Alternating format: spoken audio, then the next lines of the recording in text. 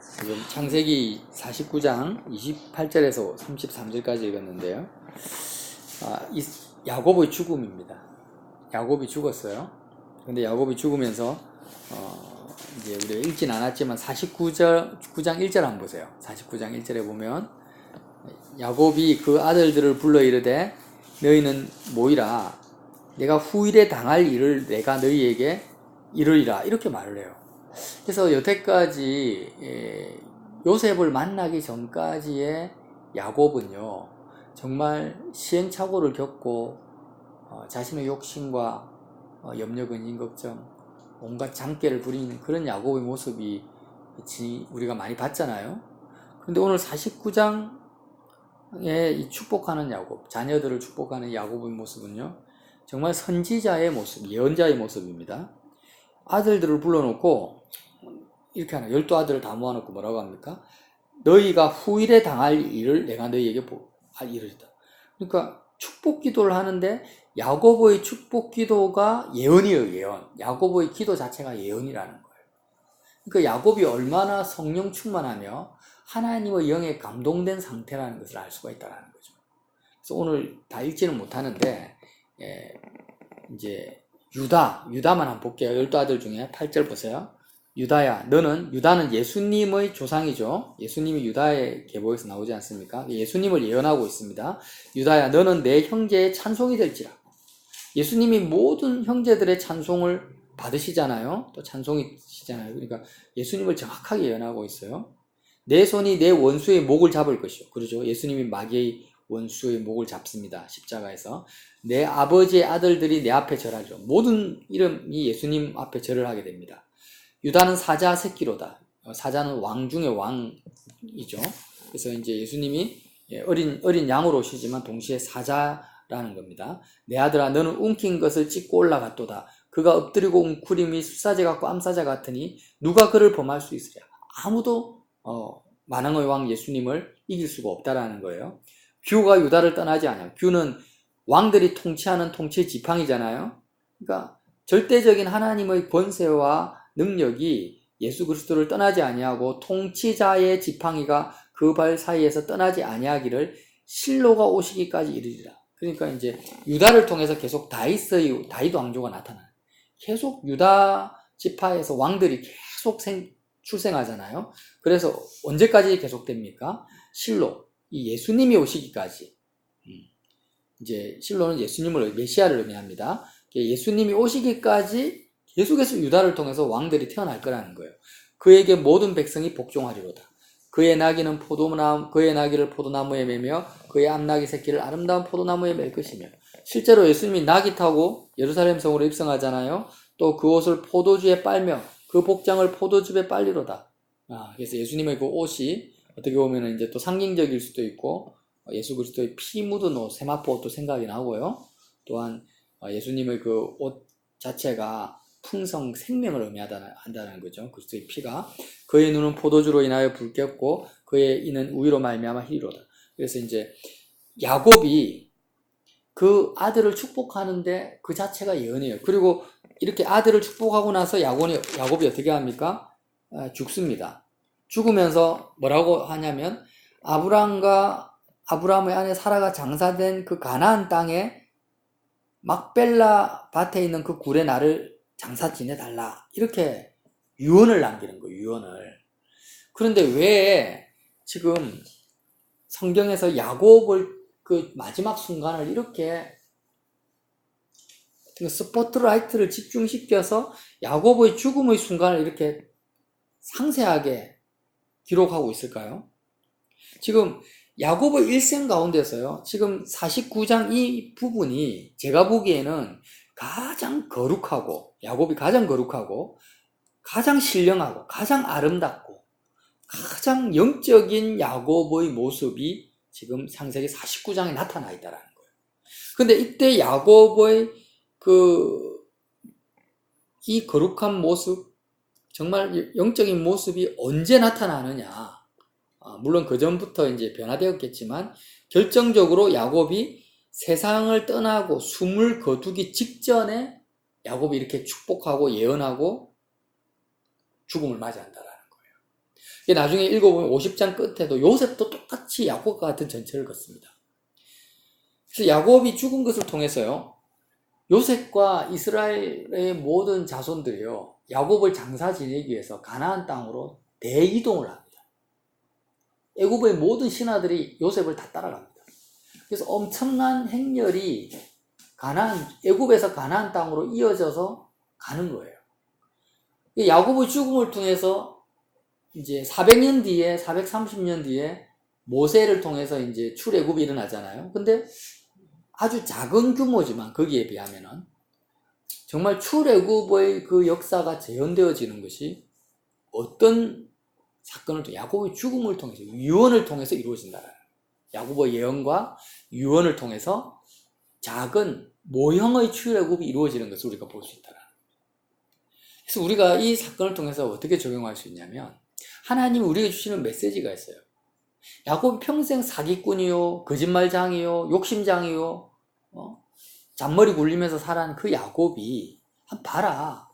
죽음의 순간에 얼마나 거룩하며, 얼마나 신령하며, 온전히 하나님의 뜻을 쫓아서 예언하고 축복하고 있는가를 보라는 것입니다. 근데 이 야곱의 모습을 우리는 날마다 살아갈 수가 있다. 어떻게 살아갈 수 있느냐? 우리도 매 순간 십자가 앞에 서서 그리스도와 함께 야곱이 죽음을 맞이하는 것처럼 내가 십자가에서 예수 그리스도의 죽음을 나의 죽음으로 이렇게 야곱처럼 맞이해야 된다는 것입니다. 이렇게 맞이할 때 어떤 사건이 일어나는가? 정말 야곱의 자녀들의 모든 소망, 요셉까지 포함해서요, 애굽에 머무르지 아니하고 야곱의 유언에 따라서 가나안 땅, 약속의 땅에 마음을 두고 소망을 둔 것처럼 우리가 매 순간 십자가 앞에서 그리스도의 죽음을 맞이할 때 우리도 우리의 마음이 어디로 가겠습니까? 하나님이 약속하신 본향으로 가게 된다는 거예요. 저와 여러분의 마음이요, 지금 어떨 때는 학원에 있고, 어떨 때는 직장에 있고, 어떨 때는 가정에 있고, 어떨 때는 과거에 있고, 미래에 있고, 우리의 마음이 여기저기 막 분산되어서 돌아다녀요. 사실은 그래요. 지금도 우리가 지금 예배하기 위해서 이렇게 모였지만, 저는 여러분의 마음을 들여다볼 수는 없어요. 하지만 여러분의 마음이 얼마든지 딴 데 갈 수 있다는 거예요. 근데 야곱은 죽음의 순간에서 야곱의 마음, 요셉의 마음은 어디로 갑니까? 하나님이 약속하신 가나안 땅으로 간다라는 거예요. 유언을 그렇게 남겨요. 내가 죽거든 내 시신을 이 애굽 땅, 애굽은 세상을 의미하거든요. 애굽에 놔두지 말고 아브라함과 사라가 장사된 그 땅에 묻어달라고. 그러니까 똑같이 우리가 십자가에서 그리스도의 죽음을 내가 받아들일 때 내 마음에서는 똑같은 유언이 야곱과 요셉과 똑같은 유언이 내 속에서 나타나야 된다는, 나타나게 되어 있다는 거예요. 어떤 유언이 나타나겠어요? 내 모든 마음이 이제는 세상에 대해서 내가 주님과 함께 죽었기 때문에 내 마음은 저 하나님의 나라, 저 천국, 예수님이 계신 하나님의 보좌 우편에 내 마음이 다 가 있는 거예요.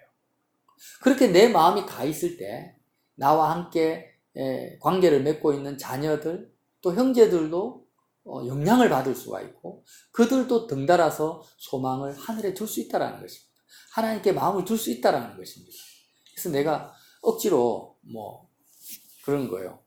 예인이한테, 예인아, 맨날 네가 관심 가지고 있는데 유튜브나 아니면 외모에 마음을 두지 말고 하늘에 마음을 두고 예수님께 마음을 둬. 이렇게 말을 해도 그거는 예인이 마음이니까 안 되죠, 안 돼.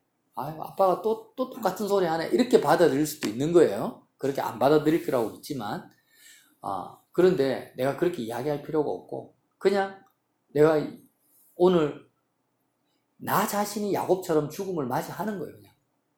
내가 십자가 앞에 서서 정말 내가 죽음을 맞이하면은 야곱과 요셉과 같은 똑같은 유언을 남기게 된다는 거예요. 꼭 입에서 죽은 뒤에 유언을 말하는 게 아니고요. 내 입에서 이 땅에 속한 소망이 나오는 것이 아니라, 예인아, 아빠 피곤해 죽겠다, 발 주물러라, 이렇게 나오지 않고 내 입에서 어떤 말이 나오겠어요? 하늘에 속한 말들이 나오겠죠. 그래서 그런 아빠가 될 수 있도록 예나 기도해줘. 날마다 십자가의 죽음을 야곱처럼 날마다 맞이할 수 있는 아빠가 될 수 있도록 기도해줘. 맞지?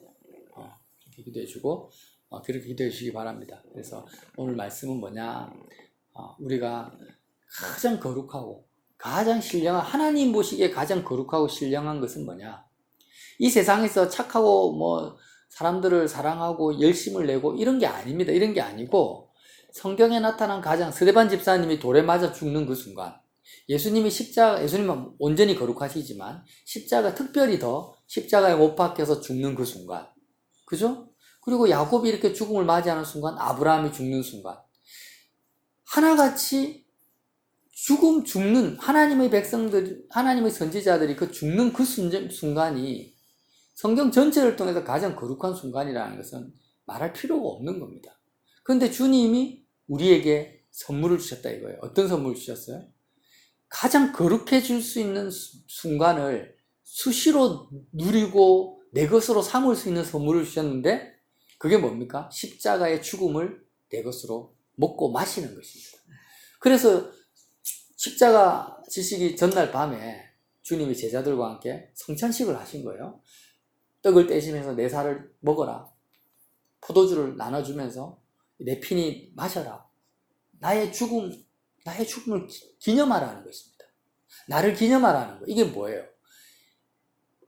일용할 양식을 먹듯이 그리스도의 죽음을 너의 죽음으로, 나의 죽음으로 매일 먹게 되면 예수 그리스도의 살과 피를 먹는 그 사람이 어떻게 된다라는 거예요? 가장 신령해지고 가장 하나님 보시기에 거룩한 사람이 된다라는 것입니다. 내 의지와 행위로 되는 것이 아니라 그리스도의 살과 피를 먹고 마시는, 그리스도의 죽음을 나의 죽음으로 먹고 마시는 그 사람이야말로 가장 하나님 보시기에 영적인 사람이다.